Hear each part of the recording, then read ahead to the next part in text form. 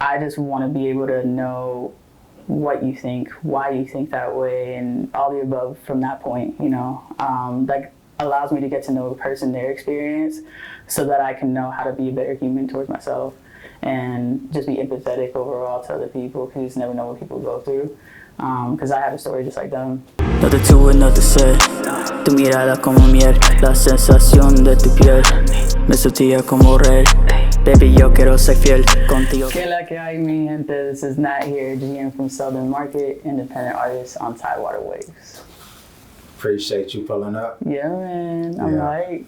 Yeah, for sure. So, definitely long overdue interview. Yeah. And I definitely want to give you your flowers first for all the work that you've done out here, contributed to the community, the music, the, Selden, which we'll get into. Yeah. And we'll just, start out for the people who may not know. Let's do it. Who are you? Where are you from? So my name's Natalia Ramos. Everyone calls me Nat because it's a little hard to pronounce my first name for some people. But I'm originally from Panama, República de Panama, but raised in Virginia Beach, 757 all day. Dope. Yeah. So, eres muy creativa. Tú sabes, papi. Yeah, so that's one I had. I had to brush up on my Spanish a little bit. Absolutely. Yeah. So, definitely, like I said, really excited about this interview. Yeah. I want to say that, you are amazing creative. And, really we could start there. So, like, what sparked that, creative energy in you? Oh, man. So I learned playing guitar when I was like 14. And it was just a hobby. Like, I really loved getting into it, but I didn't think I'd ever be a musician. I actually wanted to be a professional dancer in the industry. Yeah. So I learned all the foundations of hip hop when I was a senior in high school, and then trained under a couple of Zulus that were within the active chapter in 2010. And then from that point, had my own company with a couple of people around here. Some heavy hitters for sure when the dance community was active. And then after that, I know dance was cool, but I always felt like I wanted to get center stage somehow. And then so after living in Costa Rica, coming back, and then COVID hitting was just a whole new spark of inspiration. You do nothing in the house, Right. So it just kind of was something I picked up on. Gabe Miles, he was just I'm selling beats. So I was like, let me try. And then so I hit him up, and he's like, ain't no way, you ain't trying to get into music. I was like, you know what, nah, I want to do it. So we illegally at the time, after curfew hours, sometimes we'll just be in the big yellow Rebel E house, and then just chopping it up, starting music. And that's how Butad got into, its first single, and then, do my first album from there. So Yeah, nah, dope. I do want to say, that was definitely a time of a lot of creativity because you had nothing but space and time. So, absolutely, yeah. Yeah, I do want to piggyback off of what you say. You said when the dancing was very active. So what was that shift that you saw out here? So there was a really, they're back now, but at the time, Millennial Dance Complex and ML Studios out in LA had a really cool partnership with us on the East Coast. So they did a lot of tours throughout the US, but specifically when Kodachrome was out here, shout out to them because they really started creating a bridging the gap for dancers out here in the industry over to LA. It was mostly in the DMV area. So there was a bunch of crews out here, 30 people deep in each team type of deal. Yeah, it was fire. And there was a competition called Prelude, and they still have it to this day. But it was just a different essence at that time, It was just a lot more people who were really invested into the scene. And then it was before all the commercial TikTok and Instagram apps started taking over, and then people could monetize. It was more communal, Yeah. So that's where the shift happened, Okay. When everything started becoming more about money than anything else, which is great because people still deserve that platform. But you can feel the family essence of everything too. So yeah. Right. Yeah. So you dance for real. It's not it's a totally different thing to dance in terms of I guess the off TikTok stuff. You got routines. So how do you see or compare those? Have you got on those trends and still kind of try to keep up with your moves and stuff? Yeah, I mean, I'll still dabble. You know what I mean? I'll take a class here and there. Like I went to ODU and danced it for my minor, and then there's a lot of dope choreographers out here that are still invested in the scene, especially like in the universities, and that have their own studios too. So, shout out to them for keeping it alive because they kind of like mix both worlds into everything, which is really dope because I think we need it around here. Especially with how entertainment's starting to blow up. I think that, dancers in the industry deserve just as much as artists do too because they have their own craft, So that's kind of how, like, I keep up. I still show that respect as an artist to say, hey, like, we train, we have these many hours in the studio, let's do it, Gotcha. Go from there. Yeah. So obviously, it goes hand in hand with the music. For sure. So when you create music, you having that background, is that something that you think about, like something that people could dance to, even yourself? Yeah. Like, how do you go about that creative process? I make sure I have a budget for dancers and I take care of them. That's because dope. like, even with my own experience as a dancer, sometimes I didn't get paid on time or I got paid a fraction of the price. Because studio owners have to get their own cut, obviously, but at the same time, I learned through my own trial and error to make sure that they're taken care of, whether they're union or non-union. And especially with that, like, dancers' bodies go through a whole different type of, like, I don't want to say beating, it's not that, but they're just like athletes, Yeah, it's exercise. It's exercise, Yeah. And not a lot of artists do that. They just kind of walk back and forth unless they put that power behind it and dance too.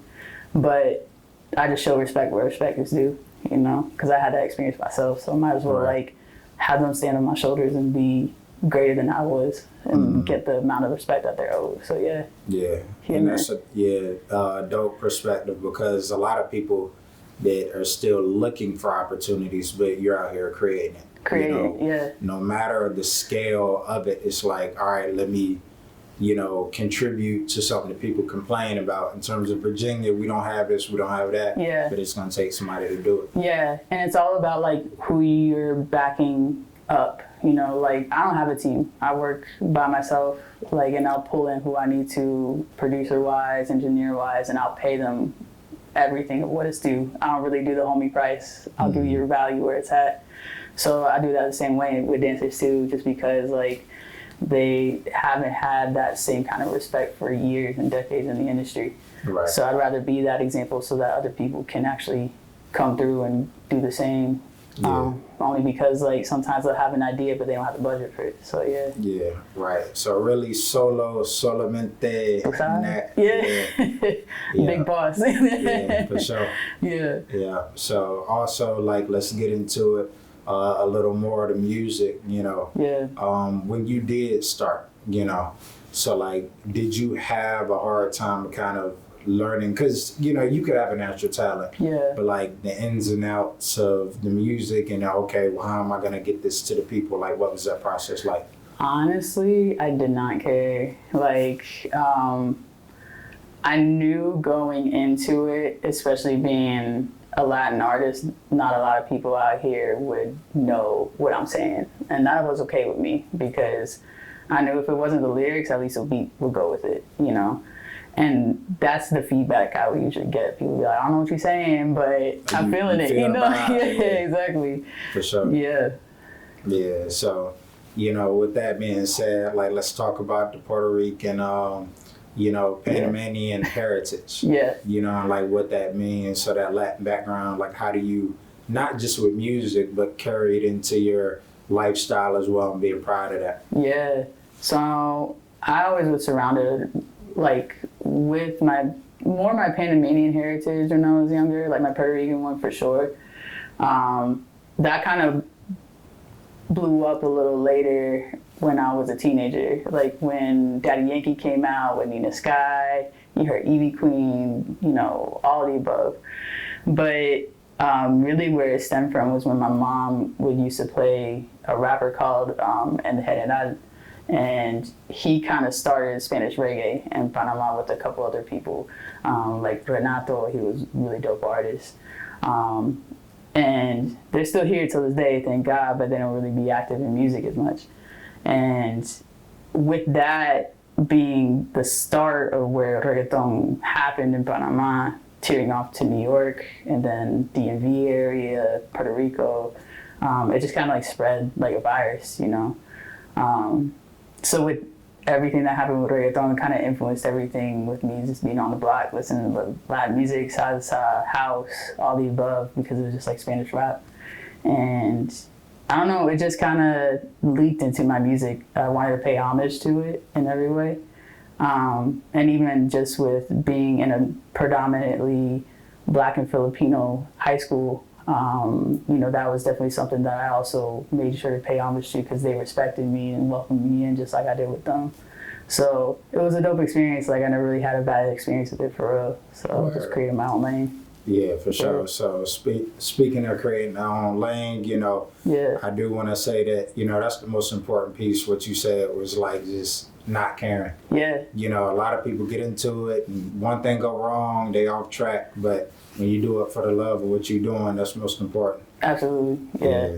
So speaking of, let's talk about this new project, The Sounds of the Bodega. Yeah, man, let's do it. Yeah. So like what inspired this, well, I ain't gonna say new sound, but like this new project and your sound that you put into this new body of work? Yeah, so my dad's from New York. He's not like from the city, he's more like from Long Island.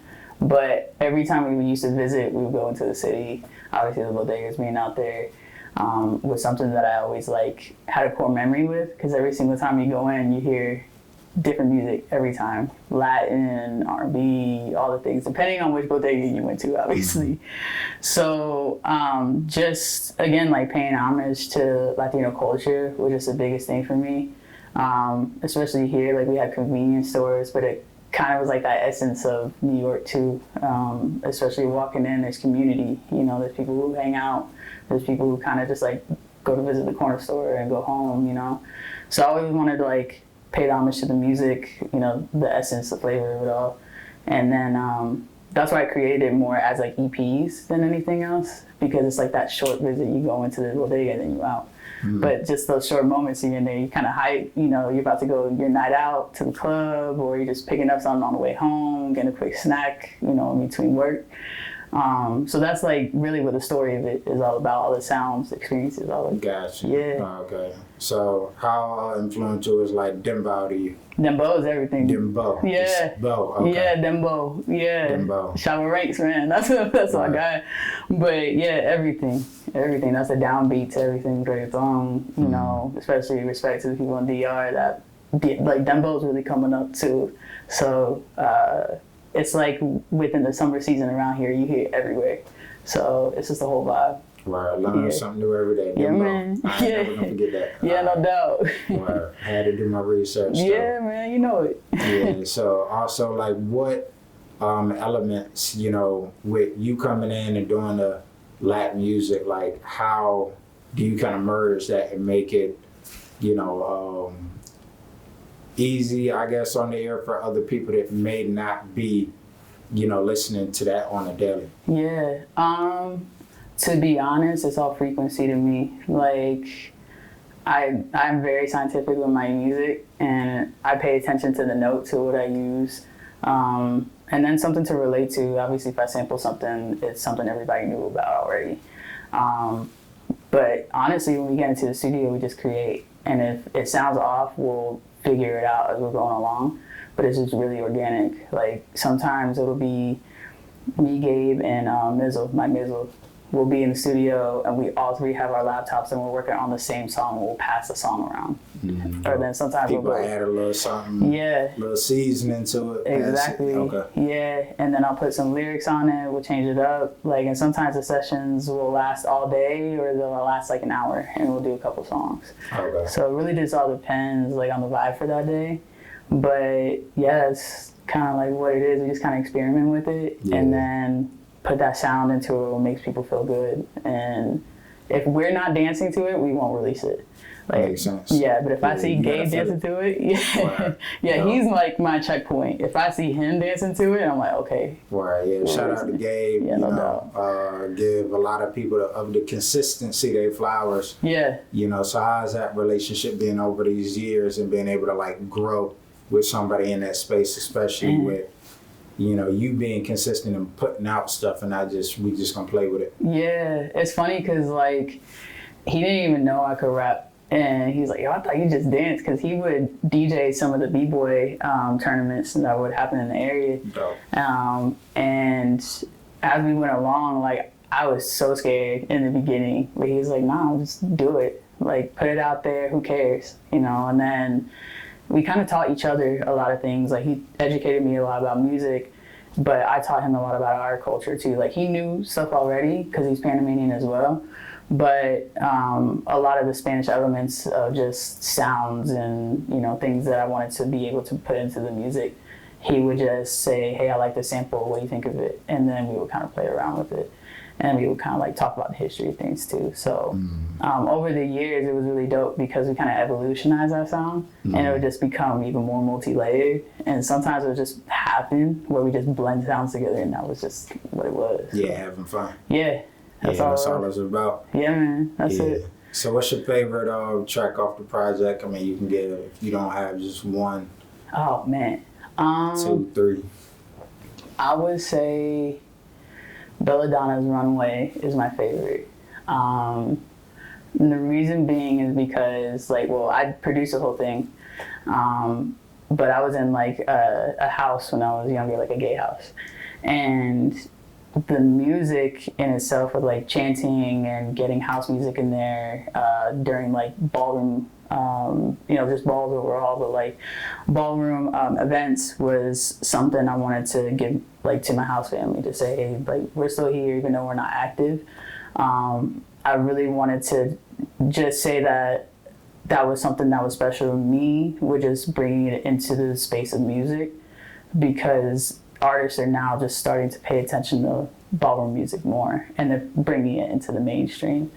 So for me, in my experience, like that was a part of me growing up too, as a dancer, and just being able to shape what I am now.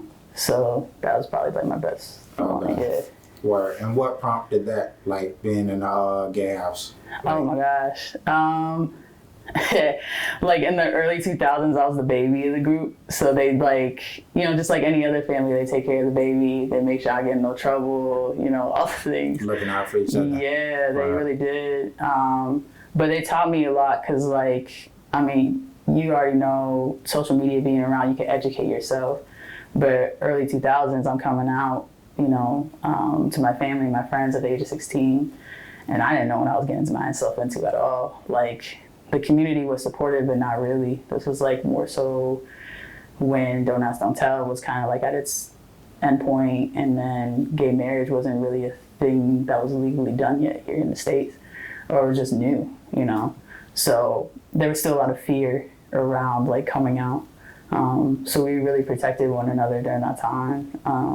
And especially then, like, it brought me a lot of courage within myself to be even more authentically myself. So yeah. Right. Okay. Yeah. No, that's dope. I mean, like a sense of community. Yeah. For sure. You know, I think everyone deserves to express themselves however they do. So yeah. You know, speaking of like with Virginia, it is like a sense of community out here. Yeah, so, absolutely. You know, how did your experiences, you know, with that, like, just kind of allow you to connect with people and learn? Because it is a skill set. A lot of people don't have it.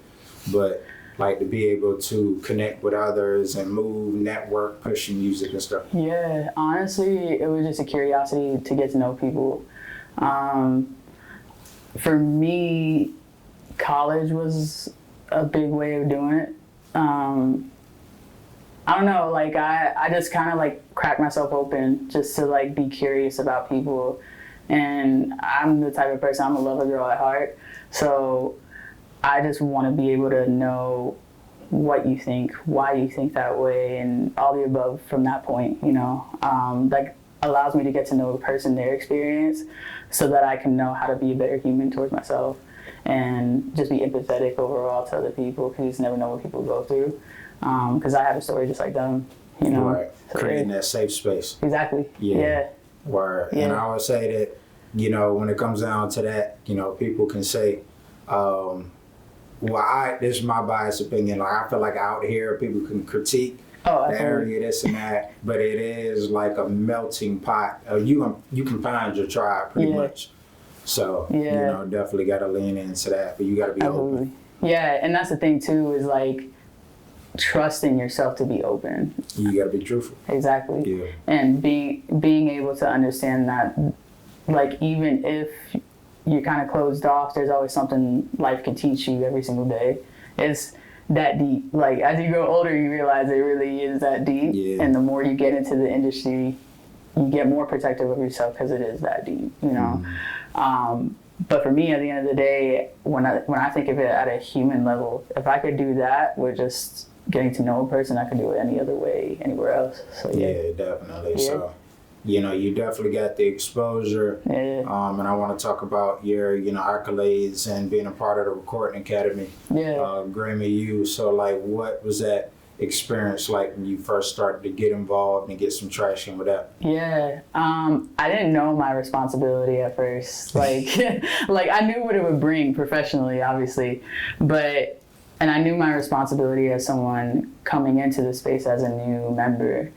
But I didn't realize until like halfway into my first year as a member where I'm like, okay, wait, like I'm one of the few Latin artists out here. Right. And I have to ensure that I'm creating a path for myself that others can learn from to be better than me, especially being Latino out here. It's always a growing community. When I was younger, like, I was one of maybe 5 Puerto Rican families in my neighborhood, and then the rest were majority Mexican and from Nicaragua. And realizing how much growth there has been over the Latin community over time has been beautiful, because you see a lot of people opening restaurants and businesses and being realtors, all the things. But in the music aspect, there wasn't really a lot happening except for people in the DMV, you know, having access to a lot of the industry there. For sure. But in the 7-5, I was like, okay, like if I gotta be that pillar, then I'm gonna take it bull by the horns. Let's do it, you know? Yeah. So yeah, it was a good experience. Word, that's dope. So like what, I guess when you started out saying you didn't really know the job details, and like to the depth of it, like what have you learned from that experience, and just kind of, you know, how do you implement what you learned into what you're doing today? Repping VA to the fullest, for real.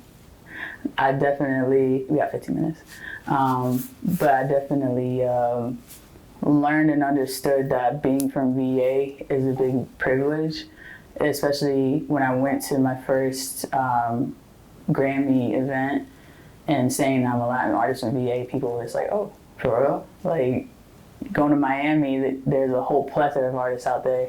But being from the 7-5 has really been something that has given me a lot of weight. And then just showing me overall that there's a community that's out here that people pay attention to. Like even when I was in Puerto Rico this past summer, people knew about Cousins Festival. Dope. Yeah. And it was all because like they visited the DMV and then heard about it, and then they brought it back to Puerto Rico and they're like, yo, it's the biggest thing ever. Nice. And I ran into like a dope reggaeton artist in the airport, and he's like, yo, I want to be in something in the water. And it's just something that impactful here, you know what I'm saying? So being that like the name of Virginia holds a weight is something that I really love, so yeah. Yeah, it's like that reach, you know, just when it comes down to, you know, being able, because we got people that come in and go out. Yeah. You know, port, like Puerto Rico, Portsmouth, port.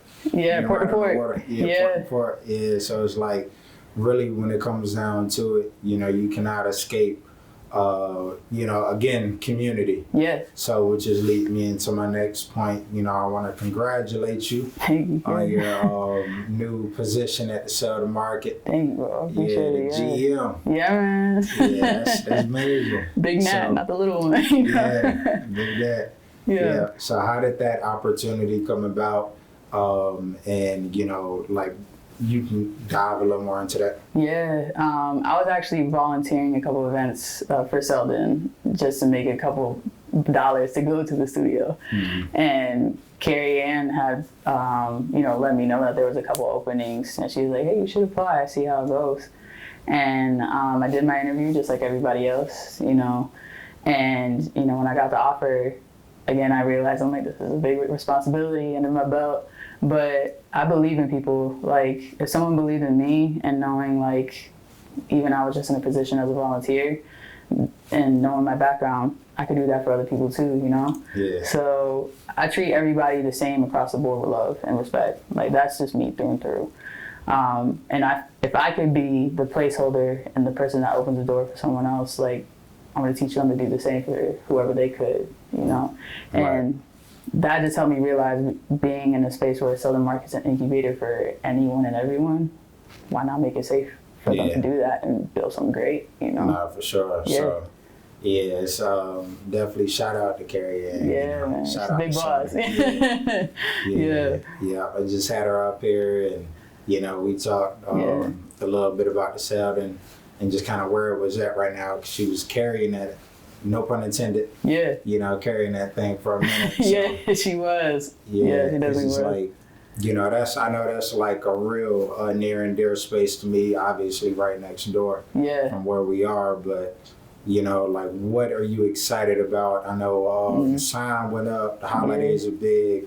So, like, you know, in terms of, like, outside of the responsibilities, the duty, what are you excited about being in that role? Helping people create a legacy, I think, is important, especially with all the businesses that are there now. And the best ways that I could help them move forward so that other people can be in that same place as they were. You know, the whole point of the incubator is to make sure that we give them connections and the resources to be able to go into downtown or take it somewhere else in life and, you know, do beautiful things with their business. And overall, it's just to be able to welcome everyone. Like, I feel like especially that safe space is important for community. And it's not just about the events or, you know, the tenants.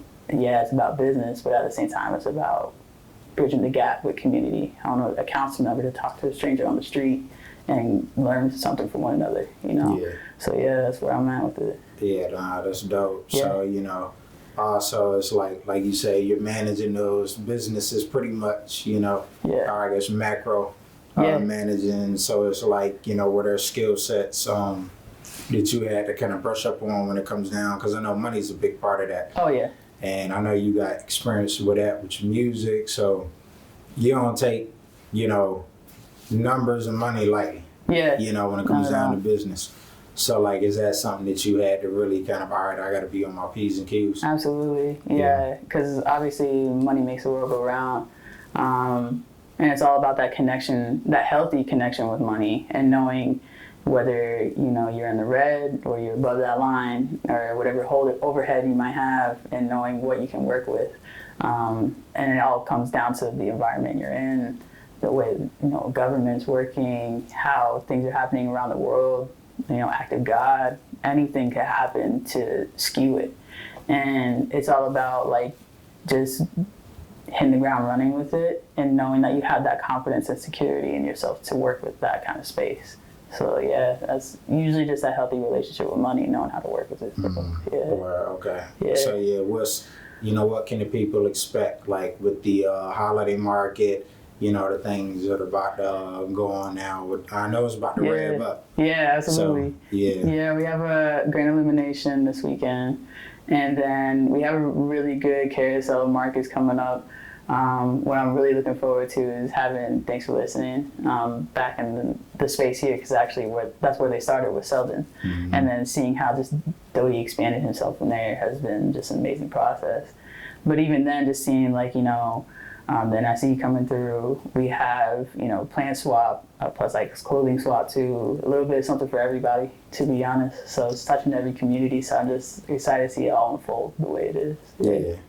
So yeah, I mean, you got a lot on your plate. Like, so yeah, how is that, like, you taking time for yourself? You know. Yeah. Because music, work, just being out and being active, like, how is it that you take time to yourself and take care of your mental health and take time for you? Therapy. Go to therapy for sure. Because it's always good to learn. Like, I had degree in psychology, and one thing I learned was to get to know my brain and my mind and the way it thinks. It's ever expansive and ever growing as you learn something every day. And for me, knowing what tools I can learn, not just from therapy, but from people, and then regulate myself.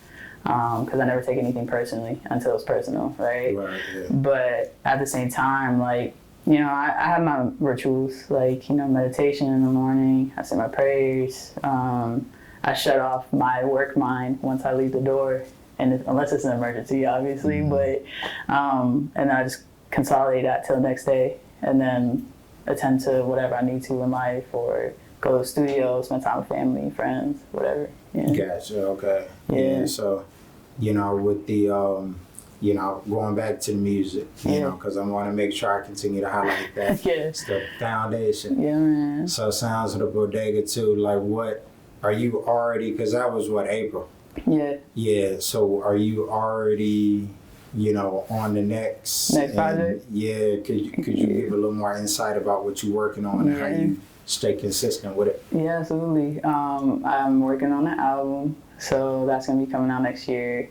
It's in partnership with actually the city of Virginia Beach through a grant that I received, so it's going to be really dope. Stay tuned for that too, because it's going to be a whole listening experience, listening party that has never been done before in this area, so I'm really excited for it. It's going to bring a new sound too. I'm gearing more towards R&B on this one, because I'm just an R&B lover at heart, you know. And just being consistent with it, for real, is just working with, you know, professional people like me, staying on task, and just being able to make sure that I'm regulating everything on time. Right. So, yeah, it's just, everything kind of gives me good creativity, you know. Wherever I'm at, I kind of take inspiration from everything I learn from and just put it into music. So, yeah. That was fire. Yeah, that was fire. Yeah. Cool.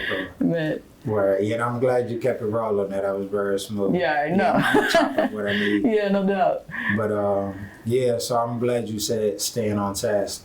You know, your father was a veteran. Yeah. And like, how did, you know, you took like the lessons of discipline and how do you incorporate that, you know, into your life and staying on point? Yeah, especially with my dad, you know, he was deployed a lot. Well, not deployed, but he was at war a lot when we were younger, just to keep it G. And my mom held it down. Like, she wasn't a single parent, but she had to operate like one. Right. And I pay homage to the both of them any way I can, whether it's through music or just giving back to them any way I can with my family.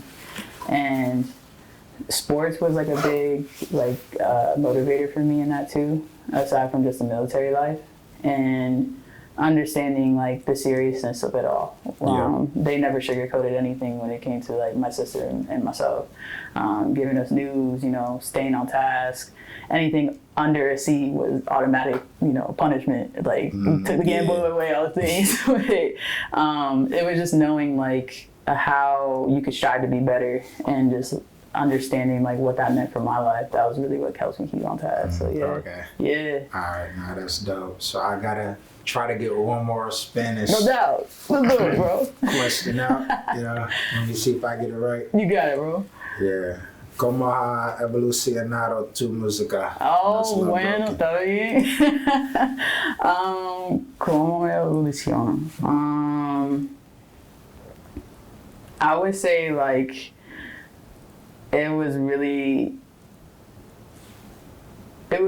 big moment in my life where I actually started talking about like my hurt and pain in a lot of ways when I started writing. Because I usually don't talk about it. I'll, you know, keep it to myself or my immediate circle.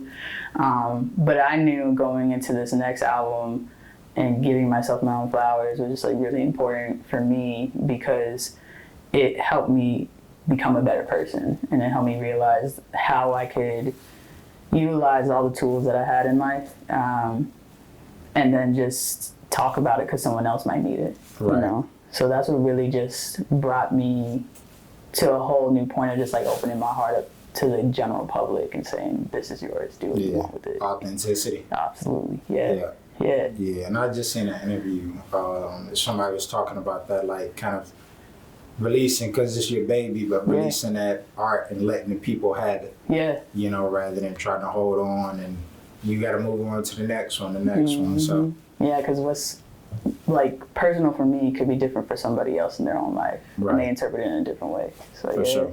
Yeah, man. Yeah, well, this ain't gonna be the last interview we do. Yeah, not at all. Yeah, I feel like it went quick. Yeah, man. Yeah, a lot more to dive into, but it's a great start. Yeah, no doubt. We'll be back. Yeah. Round 2. Yeah. So we got Natalia. Did I get it right? Yeah, you did. Yeah, You did, bro. I got a Natalia. Portugal accent. Yeah, Natalia man. Ramos. Tú sabes. Yeah, and appreciate you pulling up for sure. Absolutely, no doubt. Appreciate y'all. Contigo corriendo en mi gel. Like I need to a thread. O como Dr. Magnus. You don't need no stress. De mi nada con tu